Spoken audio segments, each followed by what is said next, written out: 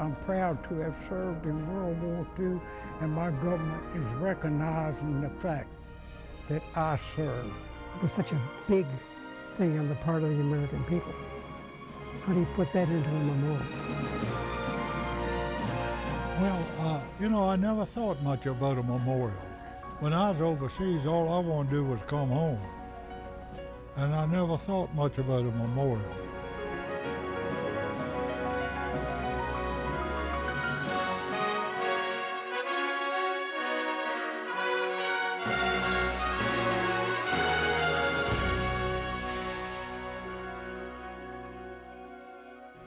It took more than 50 years, but the veterans of World War II finally have the recognition they so richly deserve on our National Mall. Perhaps the selfless attitude of our greatest generation contributed to the amount of time it took for that formal recognition to manifest. Maybe today's men and women in uniform aren't that much different from those who fought for our country over a half-century ago. One of my first assignments was to go as an inspector to Erie, Pennsylvania, and I was to report to the chief inspector, and the chief inspector I was to report to was Irving Saffitz, and I said I'll never remember his name. That's right, and she still doesn't. Famous last words. Corporal Irving Saffitz served in the Signal Corps during World War II, and as the 60th anniversary of his marriage to Ruth Ann approaches, he recalls a time when they first met. A time of war, but also a time to come together. Most of us, even the guys in service, were very gung-ho that this was the right place to be at this time. I mean, it was just incredible the way the American people just gathered force, if you will, and got together behind the effort. Corporal Vince Sutphin was in the 7th Army in 1944, a tank gunner. He says he also remembers an America uniformly battling adversity, a government and its people on the same page. You've heard very little criticism of your government in World War II because we were coming out of the biggest depression that my country has ever had. And I think we earned the right to put the people that could speak up. Why do I think that is? Because we ran the victory in World War II that let these young people speak their mind, get better educations than we have, and a better understanding of government. Yes, I'm proud of them. The World War II effort included everyone, and everyone made the necessary sacrifices. The thing that I remember was the rationing that was going on, which was unreal. I'm trying to remember all the things that were being rationed. Sugar, meat, what other things were we using? Gasoline particularly. It was hard to come by. Overseas too. No, I just remember a period of great cooperation between everyone. Everyone was really in this together, and everyone was helping the next person. It was an entire generation working together, both to battle the Axis powers and support their country. I wonder why indeed it is called the greatest generation. I don't know how you can single out a generation.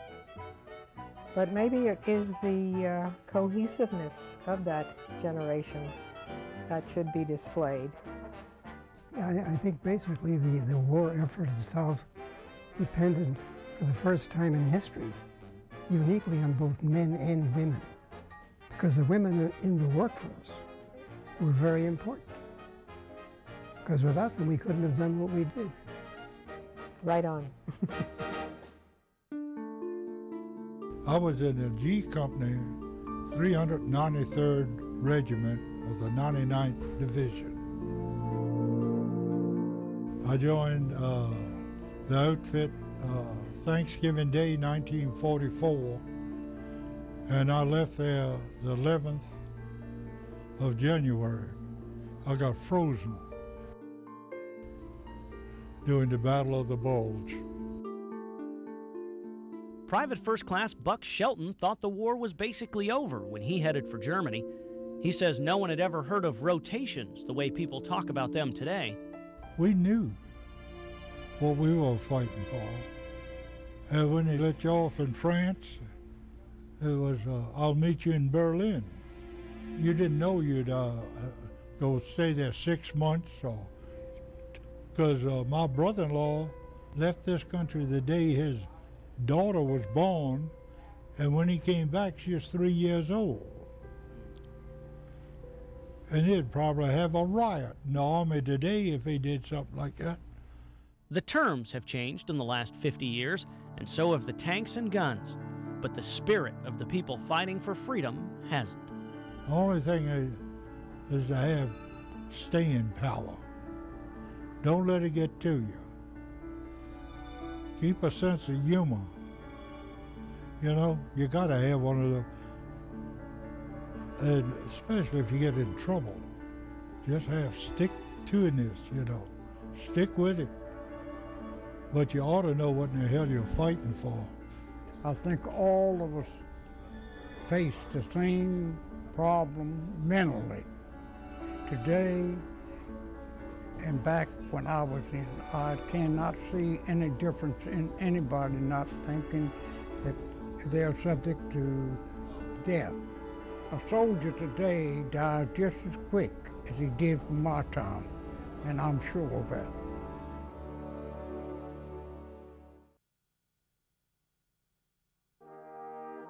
On the eve of the 60th anniversary of D-Day, American historians and patrons began to worry about our greatest generation.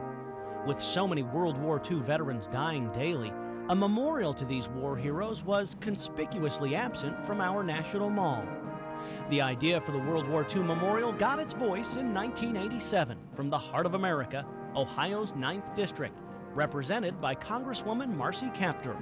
I was at an annual Board of Trustees fish fry for our township trustees. We were in Jerusalem Township, and as I was moving across the floor, this voice boomed across the room. Everyone just stopped dead in their tracks, and he said, "Congresswoman Kaptur, why is there no World War II memorial in Washington, D.C.?"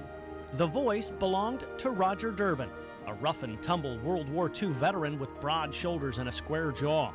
Durbin was a tank mechanic with General George Patton's Third Army. When he returned to the United States in 1945, he had the same attitude as many of the other veterans he'd served with, more concerned with moving on than with a memorial. A Durbin family visit to a World War II memorial in Bastogne, Belgium in 1966 changed Roger's attitude. Durbin felt if Belgium had a memorial, so should Washington, D.C. He wanted a place to bring his grandchildren, to show them part of what his life had been about, very much a part of his life had been about. Roger's question to his congresswoman from across the fish fry led to a conversation, then to a long friendship. And Congresswoman Kaptur took her burly old constituent's idea to Capitol Hill.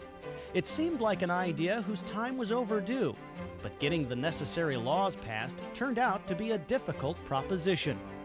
With questions of funding, location, and legislative reviews cropping up, it would end up taking 6 years to pass the World War II Memorial Act.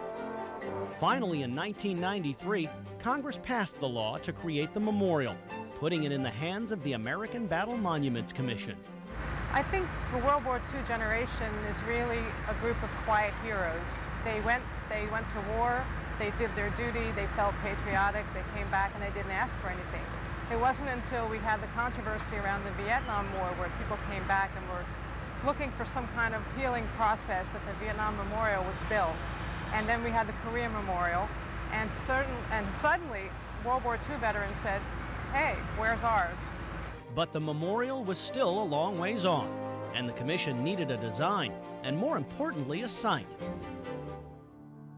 Although everyone wanted a World War II memorial, early critics were worried another enormous project would clutter the mall area and not fit in with its surroundings. It had to be prominent, everyone agreed on that, but it also had to add to the National Mall and not get in the way of the natural landscape Washington, D.C. architects have fought to preserve for the last 200 years. The expanse between the Washington Monument and Lincoln Memorial was selected, and on Veterans Day 1995, the 50th anniversary of the Allies' victory, the location was dedicated by President Bill Clinton. The fact it's on the mall is a major historical statement. It places what these men and women did, those who were in the service and those who supported them on the home front, in the proper context of history. But no one yet knew what the memorial would look like until 1997, when a Rhode Island company, Friedrich St. Florian Architects, won the national design competition with a structure that would be built into a sunken plaza. That way, the panoramic views the mall is known for would remain relatively unobstructed. Another 5 years of lobbying and funding efforts would continue before construction crews could break ground.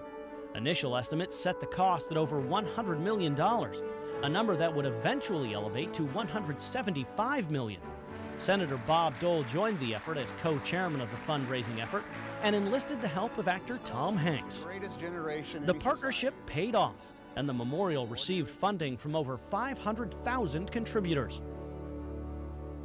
With plans, a site, and a construction crew ready, the focus shifted. The American Battle Monuments Commission needed to get the memorial built as quickly as possible. We recognize that World War II veterans are dying at the rate of about 1,100 a day, and so we've always felt a sense of urgency to complete the memorial as quickly as possible so that they can be alive to see this tribute to their spirit and sacrifice. It became a race against time. Now that the politics were over, everyone wanted the memorial built as soon as humanly possible. Construction was more than just a job. It became a passion for the crews. They routinely worked 70-hour weeks, regardless of weather. It's an honor and a privilege, and I'll never probably do anything like this again. My dad and three of my uncles fought in World War II, and I think that's why it's so important to just about the whole breadth of America, because someone had a relative that served in World War II. We lost over 406,000 Americans, nearly 700,000 very badly injured. And it was a generation that, despite those great sacrifices and all they faced, built the suburbs, raised their families, created the most bountiful economy America has ever known. Despite what they had been through, they persevered. And they did it in such an unselfish way. They asked so little for themselves. And so I think we can learn their generosity of spirit, their patriotism. That patriotism is symbolized throughout the World War II memorial. It is 110 yards across its middle, with St. Florian's sunken plaza housing a pool and fountains. The entire structure is constructed primarily of granite, 100,000 cubic feet of it, for a total of more than 17 million pounds. Its most prominent aspects are the 43-foot arches that flank the middle plaza, one arch for the Pacific Theater, the other representing the Atlantic. 56 pillars surround the memorial, representing each of the 50 states, the 5 trust territories, and the memorial's home, the District of Columbia. They span out in the order in which they entered the Union, starting at the memorial centerpiece, a field of 4,000 gold stars. Each star represents 100 people who died in uniform. A reminder to visitors of the cost to maintain our country's freedom. A cost paid willingly by a generation that demanded nothing in return. Well, I never thought much about a memorial. Like the boys in Vietnam said they didn't have a parade. When I was overseas, all I wanted to do was come home. And I never thought much about a memorial. But then when they started talking about it, I was just hoping they'd get it finished before I died, so I could see it anyhow. It would be almost 60 years since the end of World War II before the public would get the chance to see a memorial on the National Mall. The first opportunity for members of our greatest generation to get their initial glimpse, and perhaps the first chance to look back and begin to heal. We're a part of it. We identify with it. Yeah. I mean, if ever a generation says this was our war, yeah, that's the one.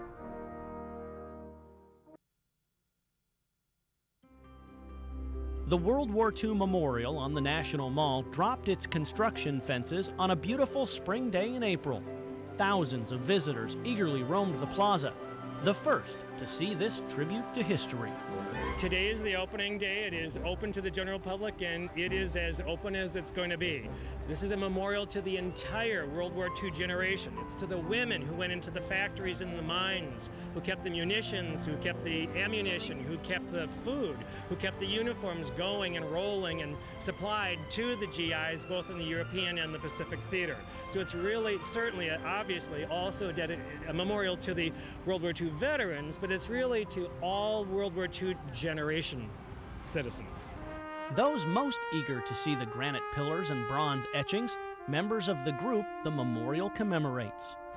Men and women died, and we are here to commemorate their deaths. Each star represents 100 deaths, so there are over 4,000 stars, gold stars, behind me.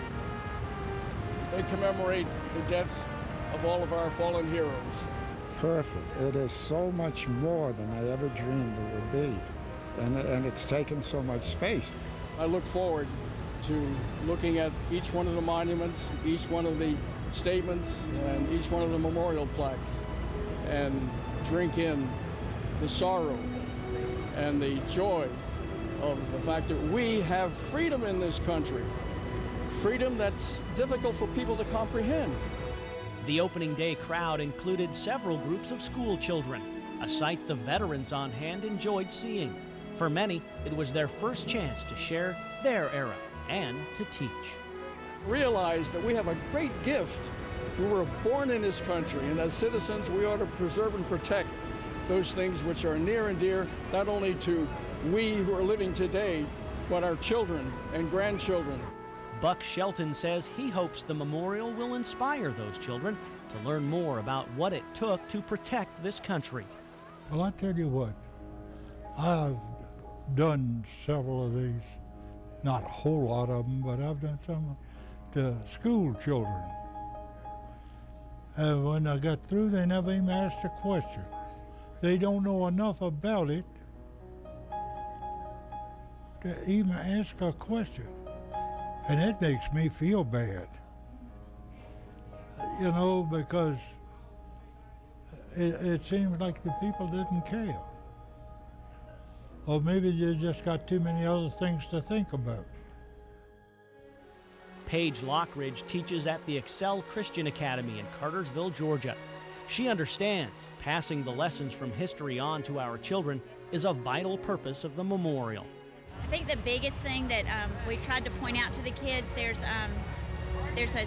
on one of the memorials where it says freedom is not free, for the kids to realize that the liberties that we have here in this country were not obtained by chance, were not obtained by just a luck thing.